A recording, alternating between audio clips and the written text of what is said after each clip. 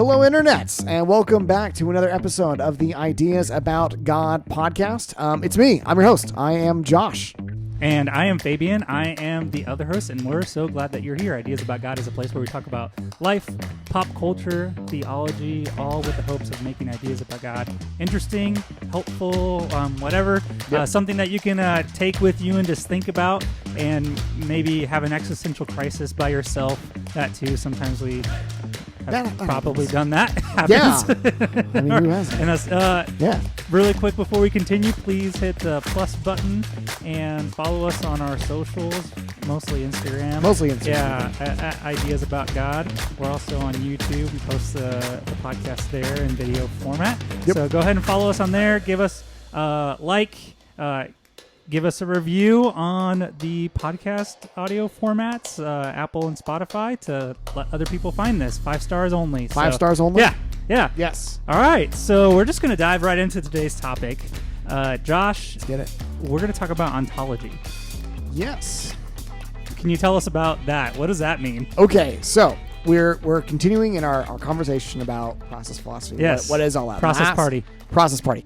Last week we talked about classical theism. We kind of defined classical theism. What do I mean last week? That was like a few weeks ago. Spring break. It does things to you. Spring break and Easter. Spring break and Easter. Just busy. Okay, so we talked about kind of classical theism. We kind of defined that. And so now we're kind of moving into the section where let's talk about, okay, what do we mean when we talk about process philosophy? And it's a large kind of school of thought and kind of touches on a lot of different things. And the first thing I think, because it'll help us lay down some ground rules for how process philosophies talk about the universe, is ontology. And so what ontology is the study of what is reality. It's a school of philosophy that looks around and just like, what is this? Why is this? So, like whenever like that guy who is like, oh yeah, we all live in a simulation, like it's the Matrix, like that is a claim about ontology. You are saying that the universe is really a computer simulation running on a machine somewhere, or something like that, right? So that's what we talk about when we talk about ontology. We were talking about, okay, what is the universe really? What is it made out of? Where does it come from, right? Those sorts of things are ontological questions. The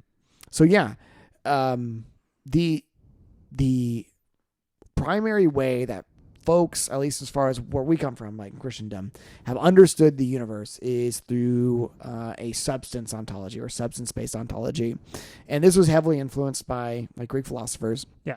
And it's this idea that the universe at its core is made out of stuff, right? So like when we look at like a chair, right? A chair is made out of chair stuff. Yeah. Maybe we take that chair apart. We realize like, oh, like there's fabric here, and that fabric is made out of fabric stuff, and the wood is made out of wood stuff, and the fluff is made out of fluff stuff. I don't know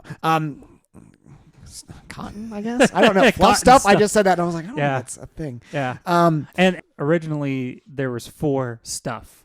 Yeah. There was wind, fire, water, and earth. That was like, okay, things are made out of those 4 things in some combination. Yeah. And then eventually it moved to, no, there's these elements, these elemental things that make up life. And then eventually, as chemistry progressed, we got to actual elements, and then we found out those elements, those atoms of those elements are made out of protons, electrons, neutrons, essentially. So it's made out of something, some we can break it down to some subatomic building block. Right. The universe is stuff, and just the fact is, as our science has gotten better and our microscopes have gotten better, it's like what exactly that stuff is gotten smaller and smaller, more granular.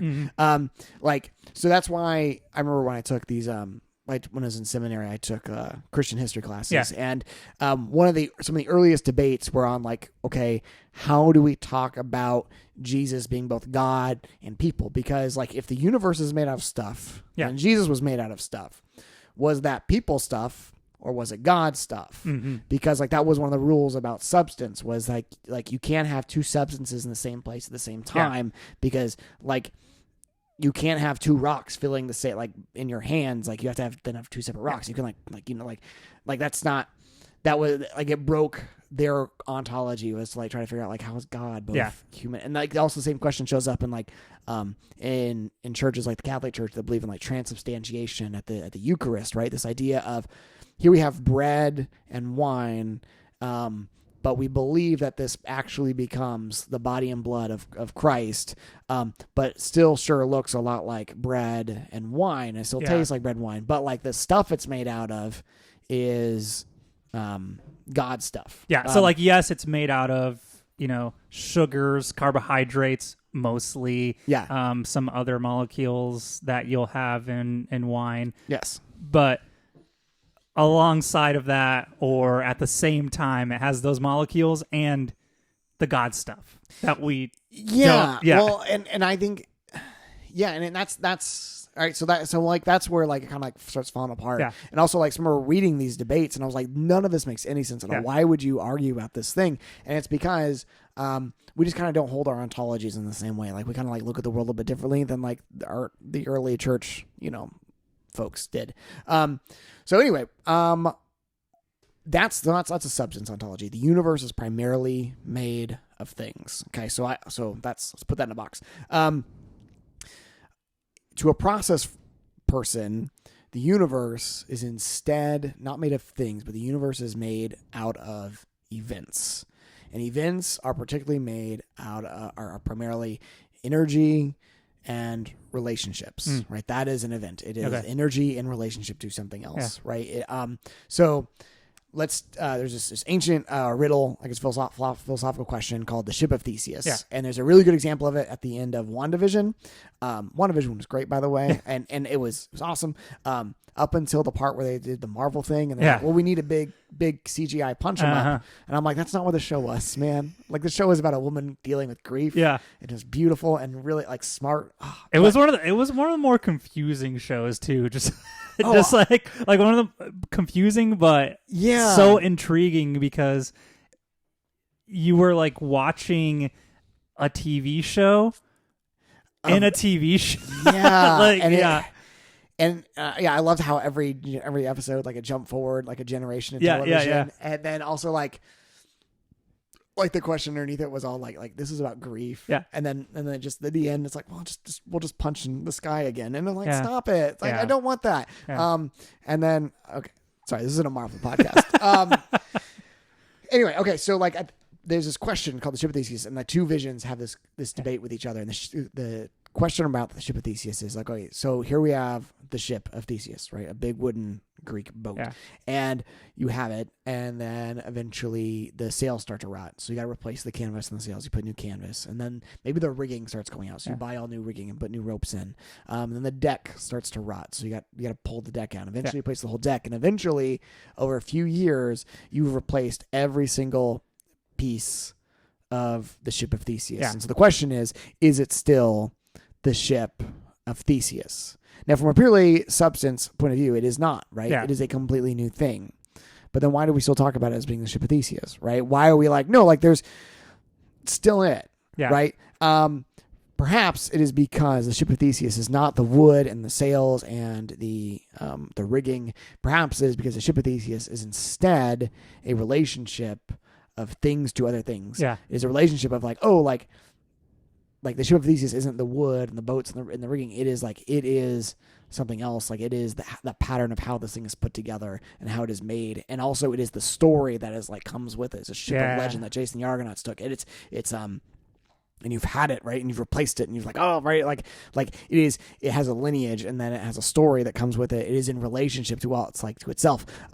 That's what makes it the ship of Theseus. Yeah. A modern example that I've heard of this is, imagine that you were given a boat by your grandfather or something, and same thing. You replace everything in the boat. Yeah. Is it still your grandfather's boat? If you replaced everything, everything is different than what you received originally from your grandfather. Yeah. And most people, I would assume, would answer yes. It's still our grandfather's boat because it's the shape, the form of it, and also all the memories that come with it. Like this was something gifted to me. Yeah. And there's all these stories and all these experiences that I had with this person that I love. And so it's what makes the boat. The boat isn't the stuff. It's all those other things. Yes. So like, we were going back to chairs. You were talking about is a chair because it's made out of wood stuff and cotton stuff, and that's what makes it a chair. No, a chair is a chair because it's shaped in a certain way for you to sit in it, and then I sit in it. And because of all those things, that's what makes it a chair, is the relationship that I have with the object, or the object has with me, and the way that it's formed. So, yeah. Yeah. So that's one part of and to go back to the vision thing. Yeah. What happens in WandaVision is you can tell it, but sorry, we had a little cliffhanger there. Yeah. So what, yeah. So where's Vision coming? Okay, so so the two visions are clones, or one is a clone of the other. Yeah. And it has all of the originals, like memories. Has all of his, like, everything about him is the same. And so the question is, which is the real Vision? And they're like, oh, I don't know. Like, they just kind of like they leave hanging. But like that was the question of like, who's the real Vision? So that's like one part of an event ontology, is that all things are in relationship to everything else, right? So you are an event, right? The molecules that make you up this moment, but they're probably not going to make you up in the next, right? You over the course of, like, you are constantly shedding and creating billions of cells as you go through your life. You over the course of, like, I think it's like 7 to 10 years, you will be in a completely new, biologically, like, different person, right? But somehow you're like, oh, but it's me. Like I have a continuity. Like I'm 36 years old. That means there's been at least 3 different versions of me as I've gone along, which also seems to carry out, like, also like, oh yeah, like, I'm not the same person I was, when I was like 15. I'm not the same person I was when I was like in my 20s, right? Like, and here I am in like my 30s, and I'm like, oh yeah, I'm different than all those things, right? But also, like, there's this continuity that comes with it. Like I know, like, I've seen that, and but like I'm an event, right? All things, like, in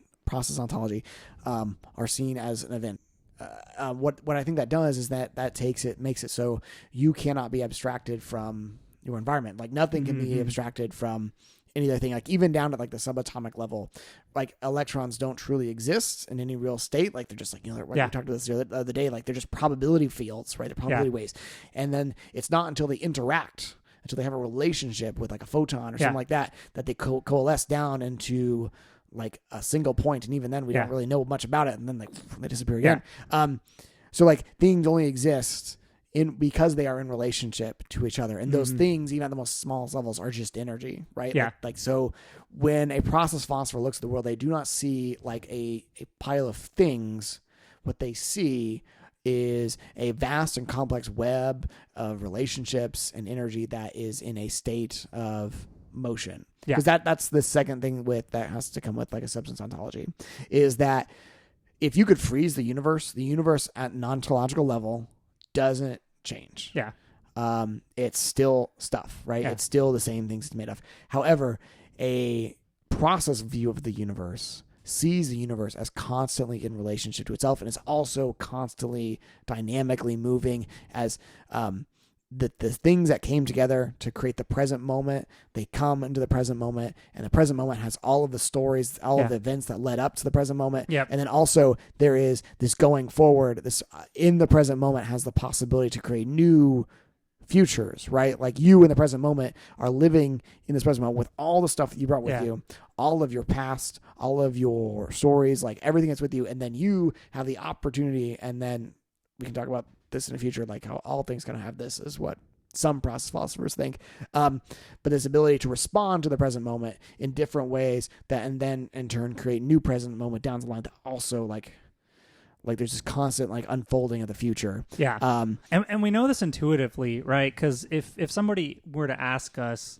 like, if I were to ask you, who are you, Josh, you wouldn't just say, I'm brown hair, and I'm mustache, and I'm, skin with hairs on my arm, and hairs on my leg, and slightly bigger muscles because I work out. Like, you wouldn't look at your body and say, that is who I am. You would say, I'm husband, I'm brother, I'm uncle, I'm son, You would talk about your career and what you do in the world and how you try to make an impact in the world, and people's lives and the kinds of things that you do. You would say, I like to watch these shows, which is a relationship with art that somebody else created. And these are my friends. And you would say all these things, and that's how you would define yourself. And so what we're saying is that like what makes something a thing isn't it by itself. Yep. It's the relationship that it has with everything else. What right. when you talk about what is this thing? So then when we talk about what is God, yep. We do the same thing. Like God isn't just this thing that we can remove from everything else and say, well, this is how we define God. Right. God is in relationship. Yes. God is in context. Yes. God is in experiences and events. So yeah. No, that's it. Yeah, that's process philosophy's ontology. I don't know where we go from there. I think you just you were going to say killed it. Like I was like amen and you were so what? I guess is really the question. Like, okay, if this is if we're shifting from seeing God and this Ideas About God podcast where, you're informed by process theology, I'm still learning about it and kind of figuring that out, I guess, in some ways. And I would say maybe I'm a process person, some mixture of process and liberation theology. It's a whole nother topic that we could enter later. So what? So like if God isn't substance, if we don't define God as substance, but we define God in terms of relationships and experiences, and then our life isn't who we are, isn't substance. Yeah. And we define our lives in relationship and experiences. So what? What does that mean? What do we do with that? For me, the biggest thing is it reaffirms the thing that I know is that reaffirms this idea that I cannot exist apart from where I'm like apart from my like community. It reaffirms I cannot exist apart from the relationships I have. Even if like I were to go be off in the woods somewhere in a shack like a hermit, I would still be dependent in some way. Kind of nice. Well, it does sound kind of nice, Like, but I would want somebody there with me. I would want right. I would get bored. Yeah. I would need people. But even if you were to that, you still are dependent upon your environment to survive, right? You still need to consume food. You need oxygen to breathe. You are dependent upon like a whole web of things around you, to exist. Things do not exist in like out of abstract, right? And also like, but because we're social creatures, we also have like a social environment. We require this like community around us to keep us going. Maybe some more than others, depending on like your extrovert introvert level. But like, there's something about like how we evolved to be like, oh, we need this. And it reaffirms that idea of like, no, like I do not exist independent of the context from which I arose from, right? So like a cell phone, you cannot abstract a cell from where it came from. You cannot abstract a cell from the fact that someone sat down and designed it, right? So like little beveled edges, like, ooh, we want that. Yeah.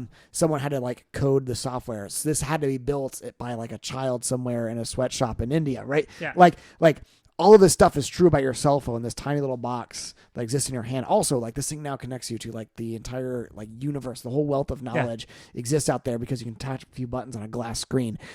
It connects you to your loved ones, right? You can call, you can call your mom and tell them you love them, right? Like this box like cannot be abstracted. Like, sure, yeah, it's just glass and plastic and metal, but like so much more than that, right? Because it sits in the middle of this complex web of stories we've given it, the stories that it brings with it, like the things it's connected to, like it's way, way more than that. And process philosophy looks at that and says exactly, right? Like things exist because they're in relationship to all other things. Yeah. And isn't that cool?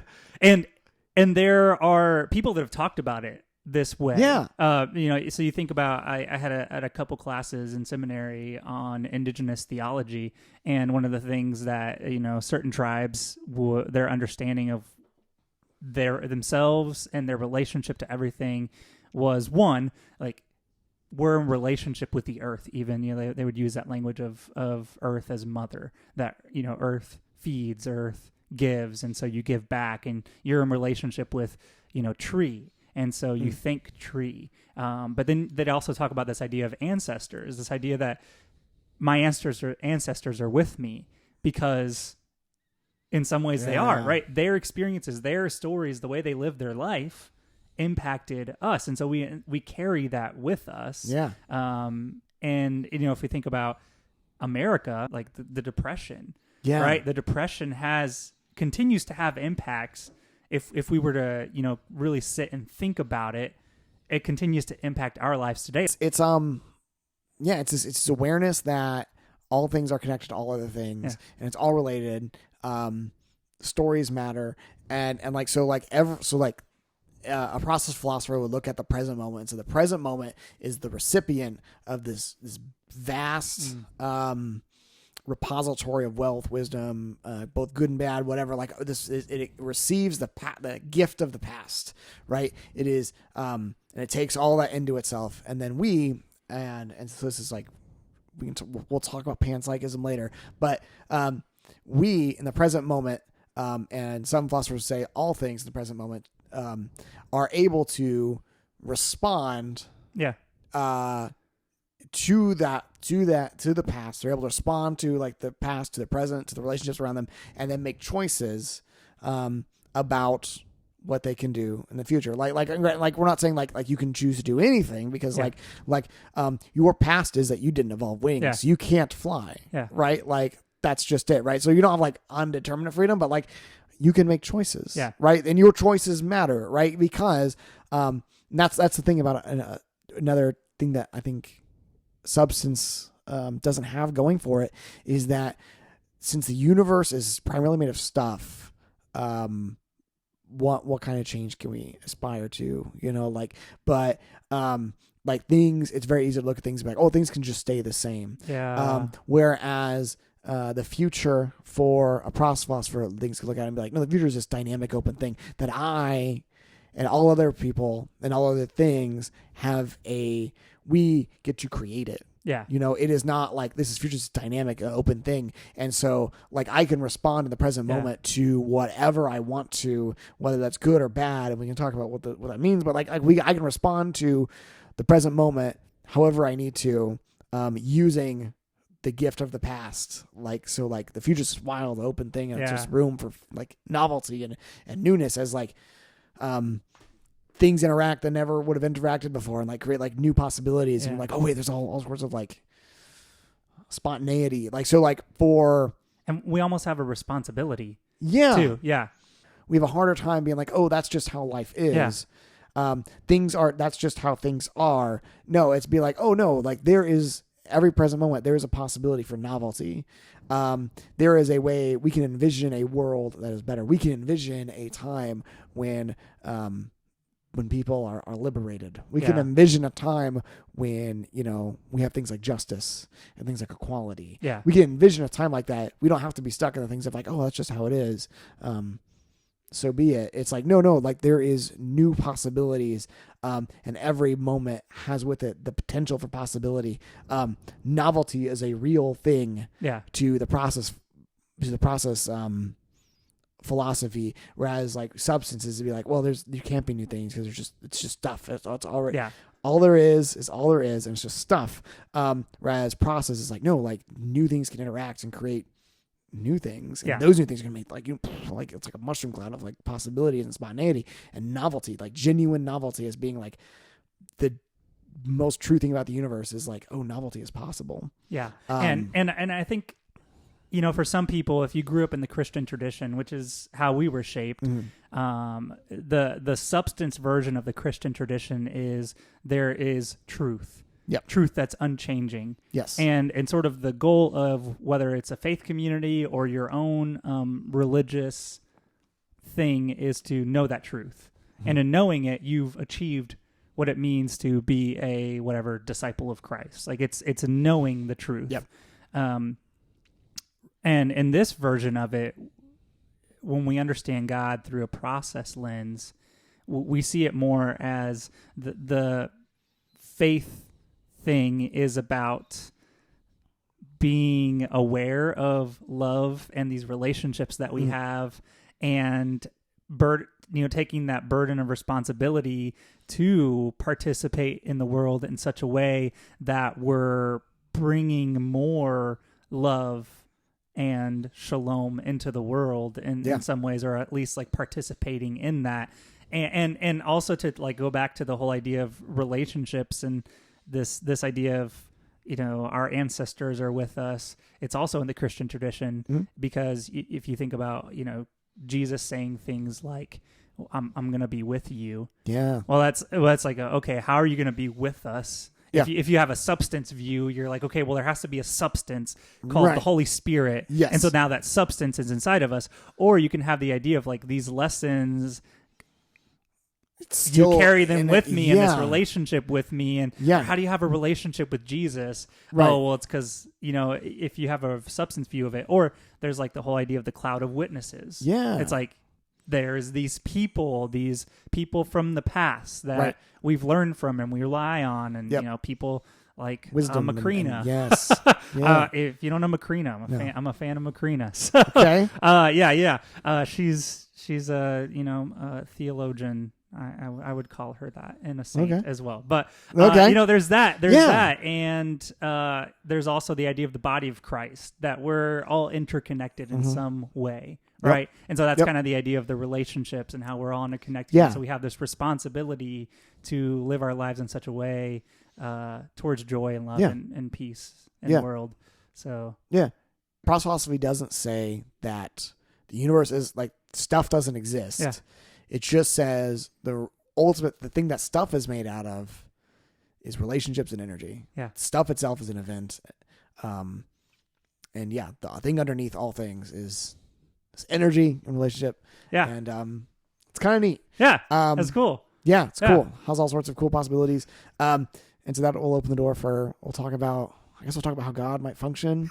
And then we can get more. We can skim the surface. In this one. We're gonna milk this couch. Like we're gonna keep this going for a while. Yeah, it's a good one. Okay, yeah. So should we move into what's hyping us up? Yeah, moving into the hype zone. Yeah. We need to get like a musical stinger. Like I don't know, just like someone's like pow, and then just like some like 80s guitar riff. What's been I might up, find man? something. So what's been hyping you up? No. What's been hyping me up? Okay, so I feel like I've talked about skating quite a bit. Okay. And a little bit. But I'm just going to do it. I'm just going to do it again. So it's getting nice out here in the Midwest. Mm-hmm. We're finally hitting the spring months, which they're getting shorter and shorter. I feel like the transition from winter to summer is faster now. You get about 4 weeks of real nice, like 75, and then it's just hot. Yeah, the grass is like, we get rain for 4 weeks, and then we're just withered because the summer is so damn hot. So, climate change and oil companies, you can kiss yeah. For real. But it's also our responsibility, right? Yes. But it's nice out right now, and so I've been skating more. And skaters do this thing where they name things. Yeah. They like give names to things, whether it's a ramp. They'll call, there's a ramp at the skate park that I go to called Baby. Okay. That ramp is called Baby. Yeah. And then there's this like thing that is basically 2 ramps butted up to each other with that much room to transition. So it's like a hump basically, and then it's a pretty steep ramp. Yeah. And it's called the finger. Yeah. And for the last few months, I've been trying to do the finger, where you go up and over. And I've gotten up, and then I get too scared to go down, because to go down you have to kind of shift your body weight, or else you're gonna like tumble, Yeah.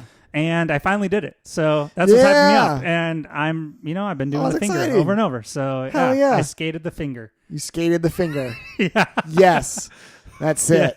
So what's hyping you up? That is awesome. What's hyping me up? Let's see. My wife and I, we just got back from Chicago. Yeah. Chicago. I love Chicago. It is awesome. One of my favorite cities. And it was a great trip. We had a good time. And just, let's like hype me up. Like, public transit's really cool. Yeah. But like Amtrak, like we had sometimes like on our road down there, we got stuck in Galesburg, Illinois. Oh, fun. On our trip to Chicago, so we're at Galesburg, Illinois, and we had to stop. It was like supposed to be like really like dangerous storms were happening, shoot. and so power lines got knocked on the tracks. And like, yeah, we don't know where we're gonna go. It could be like 10 minutes. It could be 8 hours. It was 8 hours. Yeah, so we were on the train for 8 hours. Damn. And like so imagine being on like 8 Greyhound buses nose to nose, like, and we had people getting into fights. We had a lady like smoking a cigarette on the train, and I'm like, I get it. Yeah. Like I want one too. I don't even smoke, but I yes. However, can we do it outside? And like people were freaking out. Like everyone was mad. It was great times. Oh, like, yeah. So I looked at my wife and I was like, babe, this is the Amtrak experience. like this is the full thing. So that trip down there was rough, but then on our way back, it was much smoother. So yes, the thing I'm hyping up is trains. We need more and better trains. Our interstate system can get fucked. We need real trains. Yeah. We need a lot more of them. So that's awesome. That's what I'm saying. Yeah. I've only ever flown into Chicago, but it's amazing that you can fly into Chicago and never need a car the whole time. No, yeah, and go to pretty much wherever you want to Yeah. in that Google Maps or Apple. Yep. Whatever map app buses. you choose, it'll tell you the bus number or the stop number that you need to go to, how far you need to walk to get to the next one. It's amazing. It's great. Yeah. Public transit. I know. We need it. Why do we build our cities like this? Do we know the answer is capitalism? Yeah. I think capitalism is going to shift that. I guess more and more people are wanting walkability. Yeah, I hope it works well. I have my suspicions about that, but we'll see. We'll see. All right. Well, that was an episode. So awesome. Thank you so much for joining us. We'll see you next time. Thanks. Bye.